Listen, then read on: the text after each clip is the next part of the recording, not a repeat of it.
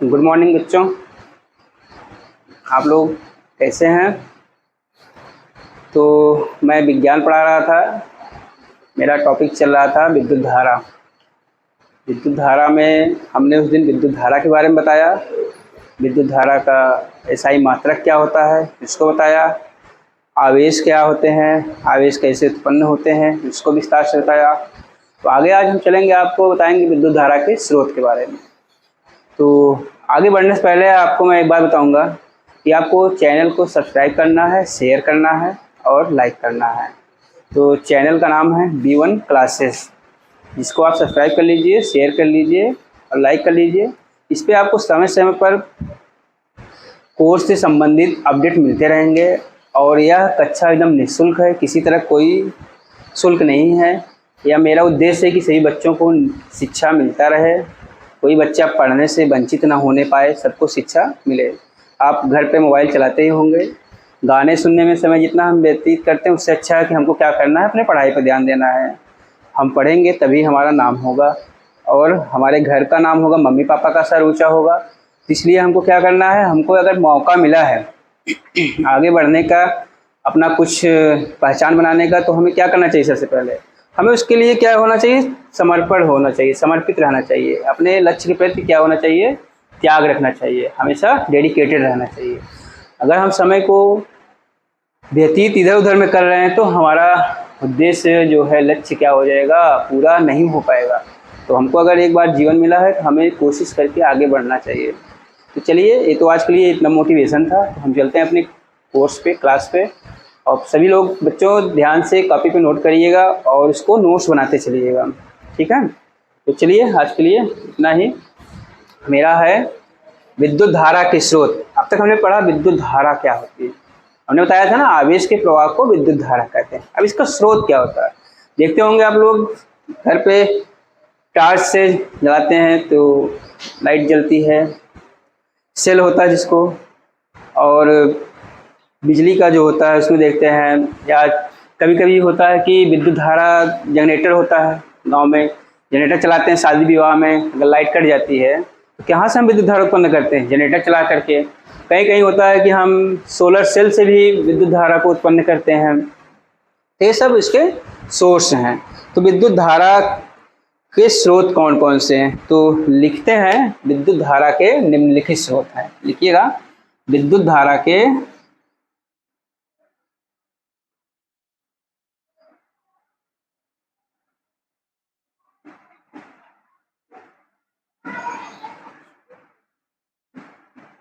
निम्नलिखित, निम्नलिखित का मतलब नीचे लिखा गया है, आप देखिए,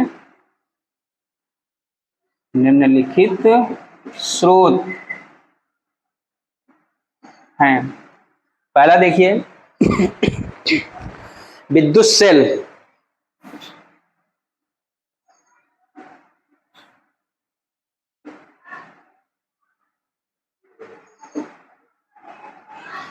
दूसरा हमारा क्या है, जनित्र यानी जनरेटर जिसको बोलते हैं, विद्युत जनित्र।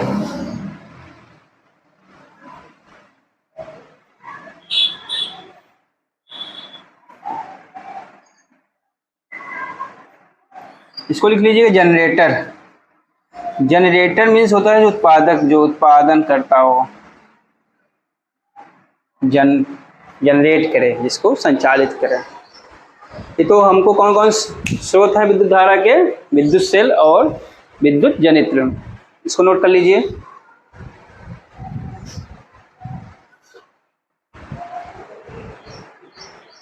हो गया, चलिए आगे लिखते हैं हम। विद्युत सेल क्या होता है इसके बारे में पहले जानते हैं।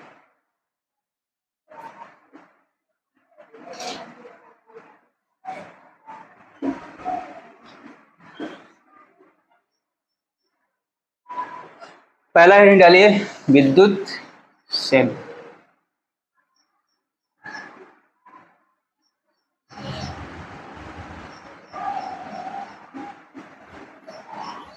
इंग्लिश में भी लिख लीजिएगा,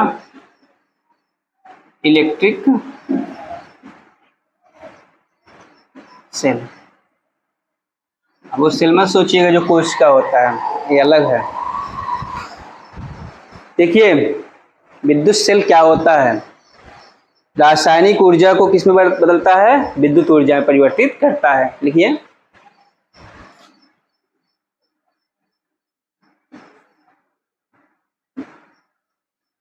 विद्युत सेल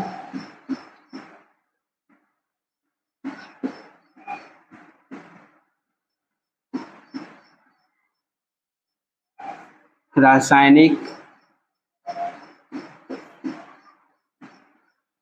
ऊर्जा को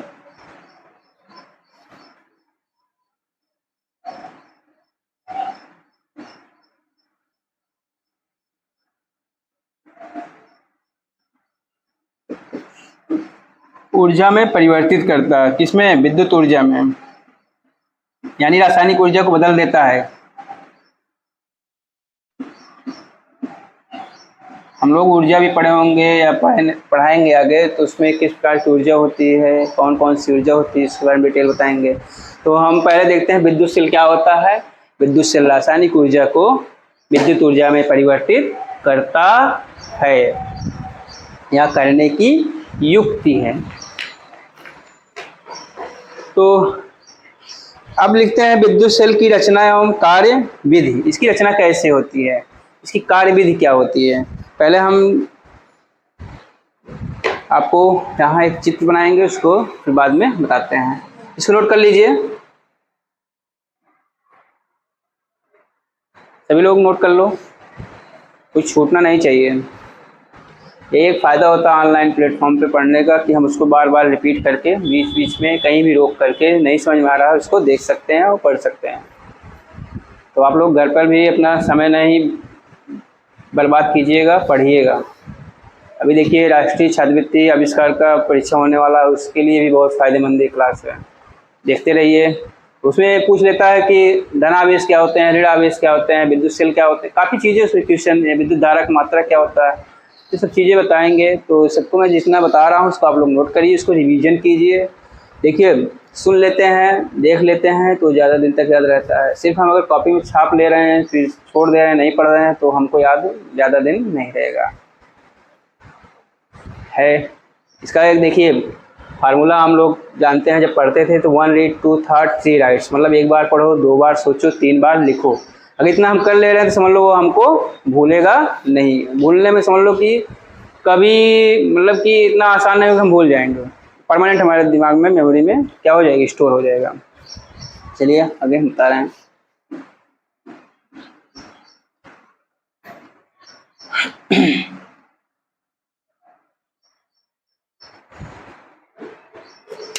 लिखिए विद्युत सेल की रचना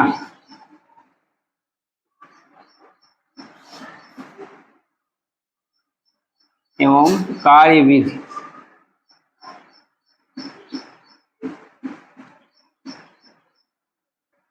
कार्य विधि मतलब कार्य करने का तरीका है, इसकी कैसी संरचना होती है, कैसे इसके कार्य करने का तरीका होता है। चलिए देखिए मैं एक बना रहा हूँ, एक पॉट बना दे रहा हूँ।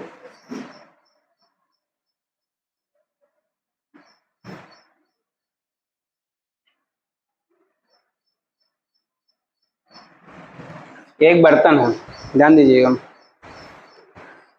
इसमें 2 तरह के छड़ रखते हैं, रॉड, ठीक है, 2 तरह के छड़। ये हो गया।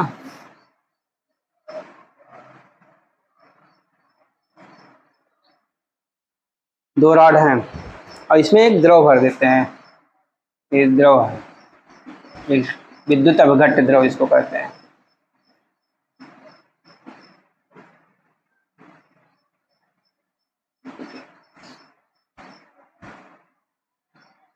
अब ध्यान दीजिएगा, इसको हम धनावेश मान ले रहे हैं, इसको ऋणावेश मान ले रहे हैं।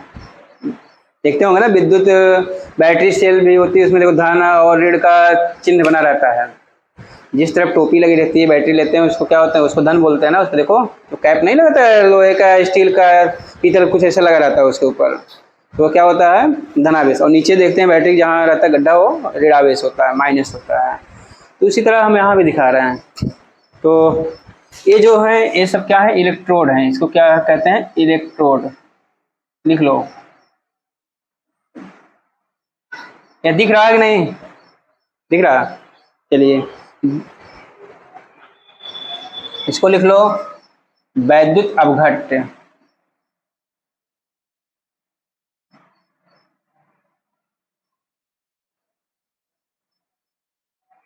ये भी दिख रहा है, वैद्युत अपघट्य। और फिर इसका तुम जान ही रहे बर्तन है, इसको लिख लीजिए बर्तन, चाहे मत लिखिए उतना तो जान ही रहे हो, आप लोगों को बता दिए हैं। चित्र देखिए बन गया, विद्युत सेल की संरचना और उसके कार्य विधि के बारे में हम बताने वाले हैं।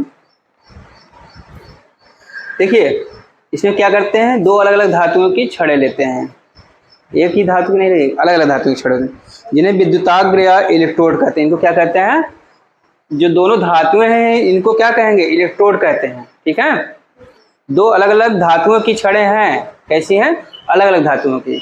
और ये इलेक्ट्रोड किसी बर्तन में एक द्रव में डूबे रहते हैं। कहाँ पे, इनको किसी एक बर्तन मान लीजिए हम रख करके क्या कर दिए, डुबो दिए हैं। ठीक है, और फिर इस द्रव को क्या कहते हैं, जो ये द्रव भरा है इसको क्या कहेंगे, इसको बोलते हैं वैद्युत अपघट्य। क्या बोलते हैं, वैद्युत अपघट्य।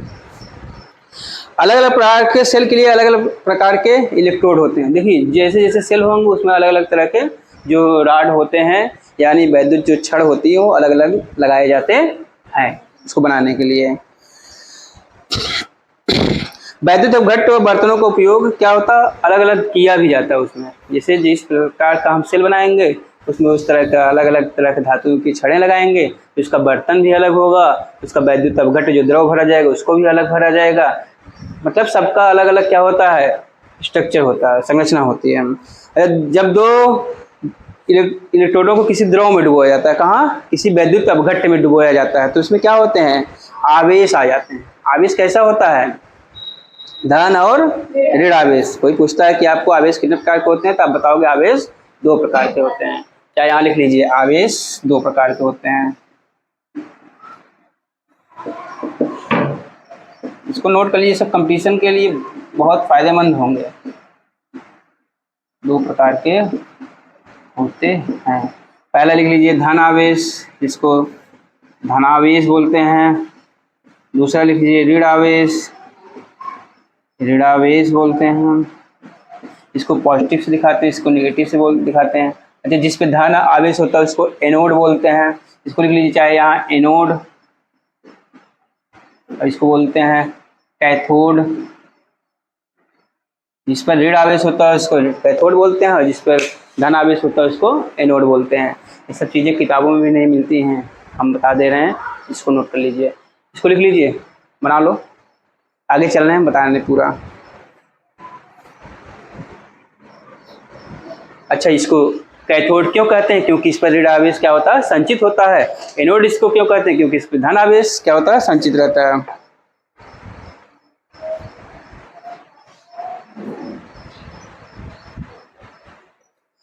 अब इसको अगर किसी हम कहाँ जोड़ते हैं, किसी इलेक्ट्रोड से चालक से जो होते हैं क्या करते हैं, जोड़ते हैं, चालक तार से जोड़ते हैं, तो उसमें क्या होते हैं, आवेश प्रवाहित होने लगते हैं। जो दोनों हैं प्लस और माइनस से लोग क्या होते हैं, प्रवाहित होने लगते हैं। अच्छा, जब आवेश प्रवाहित होने लगे तो क्या होगा, आवेश की प्रवाह को हम क्या कहते हैं, विद्युत धारा कहते हैं। तो वहाँ विद्युत धारा उत्पन्न हो जाती है, यानी वह अगर जैसे बल्ब है कुछ है तो वहाँ लाइट जलने लगेगा, काम होने लगता है।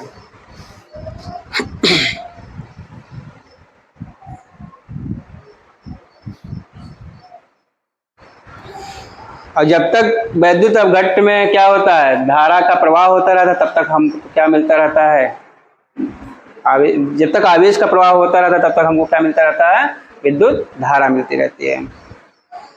तो हम चलिए इसको लिख दे रहे हैं।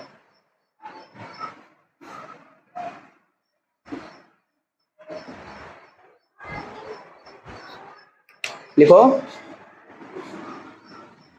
विद्युत सेल में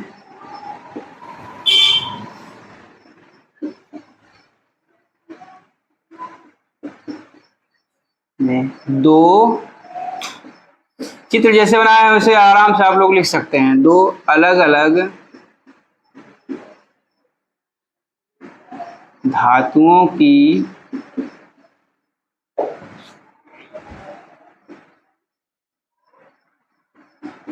छड़ें होती हैं। ध्यान दीजिएगा, अलग अलग धातुओं की छड़ें होंगी, जिनको हम क्या कहते हैं, जिन्हें हम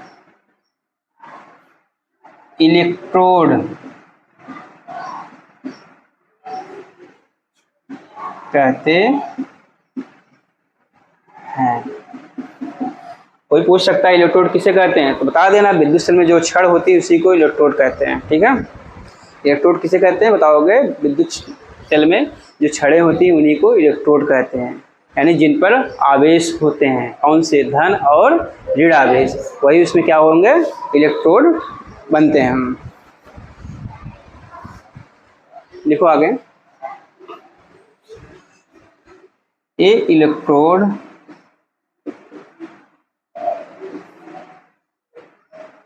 अब ये इलेक्ट्रोड कहाँ रहते हैं, किसी बर्तन में वैद्युत अपघट्ट में डूबे रहते हैं। लिख लो, ये इलेक्ट्रोड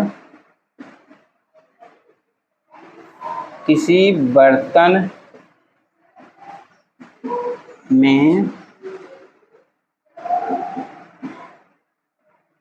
वैद्युत अपघट्ट, अपघट्ट मतलब जो तोड़ देता है, कि इलेक्ट्रोलिसिस करता है, धन और ऋण आवेश का निर्माण करता है। वैद्युत अपघट्ट द्रव में डूबे रहते हैं। कहाँ पे रहेंगे, द्रव में डूबे रहेंगे। वह द्रव कौन सा होता है, वैद्युत अपघट्ट द्रव होता है।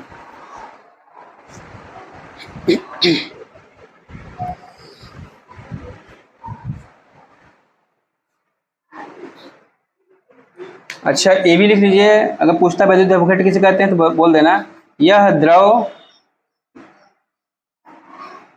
वैद्युत अपघट्ट कहलाता है।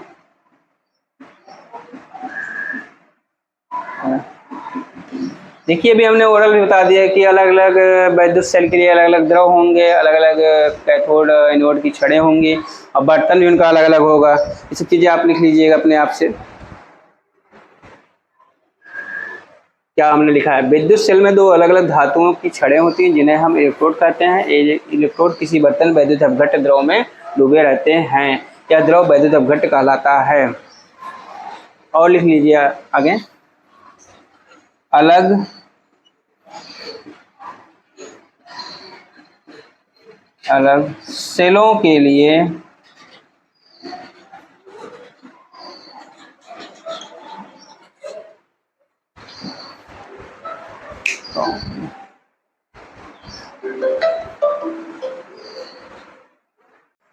हाँ, यह द्रव वैद्युत अपघट्ट कहलाता है। अलग अलग सेलों के लिए अलग अलग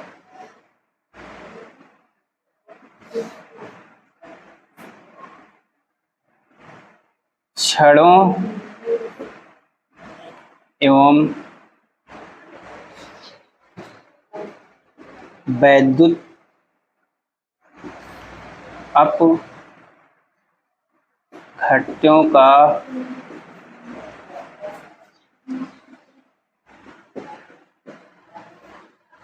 देखिए, अलग अलग सेलों के लिए अलग अलग वैद्युत अपघट्ट द्रव रहेंगे, अलग अलग कैथोड एनोड की छड़ें रहेंगी। सबको क्या होता है, अलग अलग प्रकार के प्रयोग किए जाते हैं। तो फिर देखिए, अलग अलग छड़ों एवं वैद्युत अपघट्टों का प्रयोग किया जाता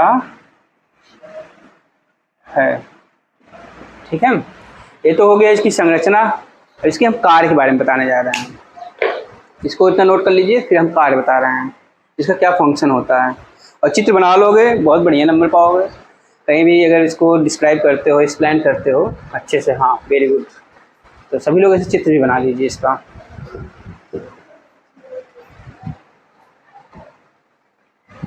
पानी पीने मतलब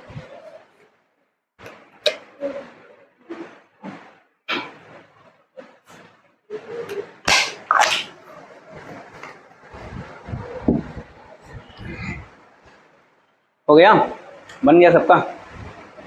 चलिए आगे हम कार्य बताते हैं इसका।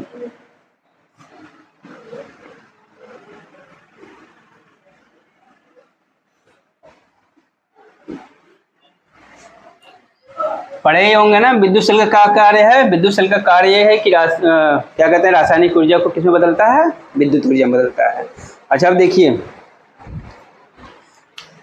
अब ये दोनों इलेक्ट्रोड हैं, तो दोनों को जब द्रव में डुबाए होंगे तो इसमें वैद्युत अपघट्य जो द्रव है वो उससे क्रिया कर करके इन पे क्या करते हैं, आवेश यानी चार्ज उत्पन्न हो जाता है। अब जब चार्ज उत्पन्न होता है, एक पर किस पे धन आवेश आ जाता है और एक पर ऋण आवेश आ जाता है। जब इनको क्या करते हैं, ऋण आवेश होता है उसको क्या कहते हैं, क्या कहेंगे, कैथोड। और जिस पर धन आवेश होता है उसको क्या कहते हैं, एनोड। चलिए लिख लीजिए, एनोड किसे कहते हैं, बताए तो थे ना शायद, इसको लिख लीजिए। जिस क्षण पर धन आवेश संचित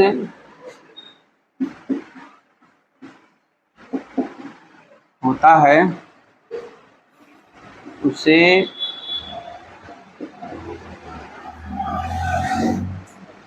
एनोड कहते हैं। फिर दूसरा लिख लीजिए, जिस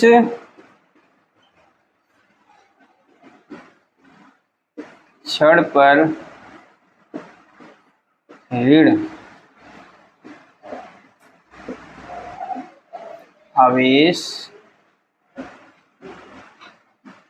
संचित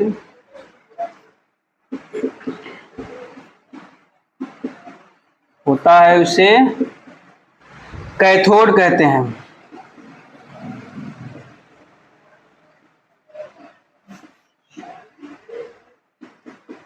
इसको ध्यान दीजिए, इसको लिख लीजिए, जाए क्वेश्चन में आ सकता है, ऑब्जेक्टिव में रहेगा ना। जिस इलेक्ट्रोड पर धन आवेश संचित होता है उसे कहते हैं, तो विकल्प दे देगा एनोड, कैथोड, और भी कुछ दे देगा, प्राथमिक सेल, द्वितीय सेल, कुछ भी।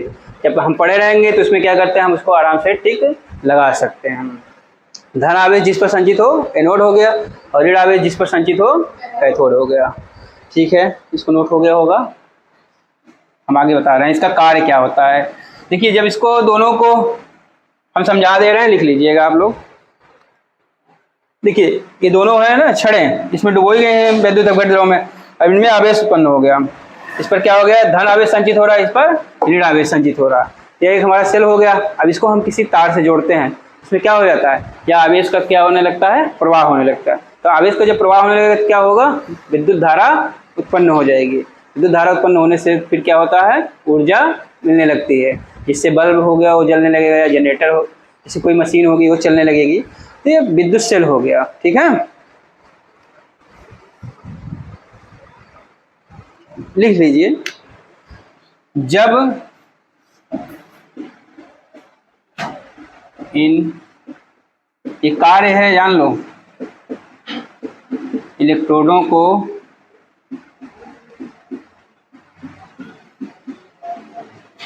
किससे जोड़ना है, चालक तार से। किससे जोड़ना है, किसी चालक तार से। किसी चालक का मतलब जिसमें विद्युत धारा प्रवाहित हो सके। कुछ होते हैं, कुछ चालक भी होते हैं ना, चालक तार से जोड़ा जाता है तो क्या होने लगता है, इसमें आवेश प्रवाहित होने लगते हैं। क्या होने लगते हैं, तो इसमें आवेश प्रवाहित होने लगते हैं। अब आप लोग जान ही रहे हैं आवेश के प्रवाह को क्या कहते हैं, आवेश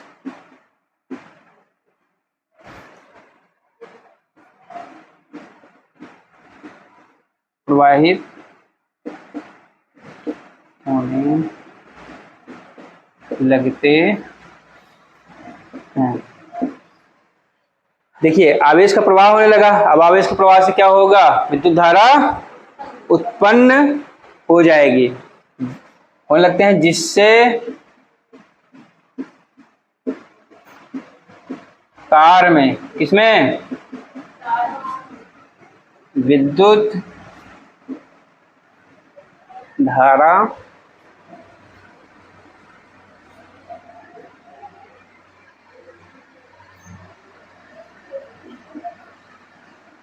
प्रवाहित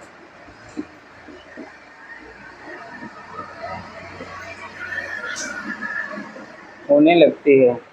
इससे तार में क्या होगा? विद्युत धारा बहने लगती है।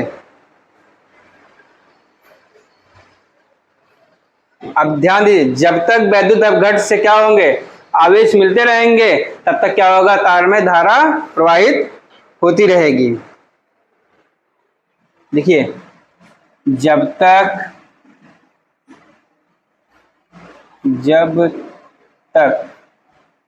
वैद्युत अपघट्ट से आवेश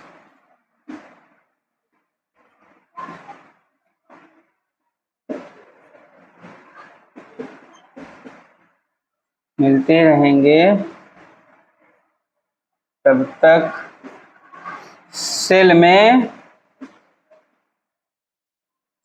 तार में लिख लीजिए, तब तक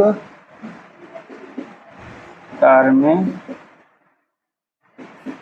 धारा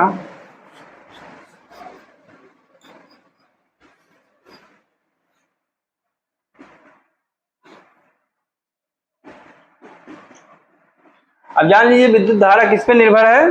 विद्युत आवेश पर। आवेश नहीं तो धारा नहीं, और धारा नहीं तो ऊर्जा नहीं, ऊर्जा नहीं तो कोई कार्य नहीं। तो ये दूसरे से क्या है? सब इंटरलिंक्ड हैं। तो आज हमने विद्युत धारा के स्रोत के बारे में जाना, अब विद्युत सेल की संरचना कार्यविधि के बारे में जाना। अब इसके आगे मैं बताऊंगा विद्युत सेल के प्रकार क्या होते हैं, तो अगली कक्षा में बताएंगे। तो आज के लिए बच्चों इतना ही था। आप लोग इसलिए थोड़ा थोड़ा पढ़ाते हैं जिससे कि आपको समझ में आ जाए और आप लोग ऊबे नहीं, बोर ना हो, ठीक है? तो कक्षा को रुचिकर बनाए रखना बहुत ज़रूरी होता है, नहीं तो आप लोगों का 3-3 घंटे 4-4 घंटे पढ़ाने लगे फिर आप लोग बोर हो जाओगे। तो इसलिए अब आपको क्या करना है कि इसको कॉपी में नोट कर लेना है और अपने नोट्स को मेंटेन कर लेना है, जिससे कि आपको तैयारी में आसानी हो। तो आप लोगों को करना है, चैनल को सब्सक्राइब करना है, शेयर करना है। चैनल का नाम है B1 क्लासेस, इसको आप लोग सब्सक्राइब कर लीजिए, शेयर कर लीजिए। तो ठीक बच्चों, आज के लिए इतना ही। ठीक, bye, have a nice day.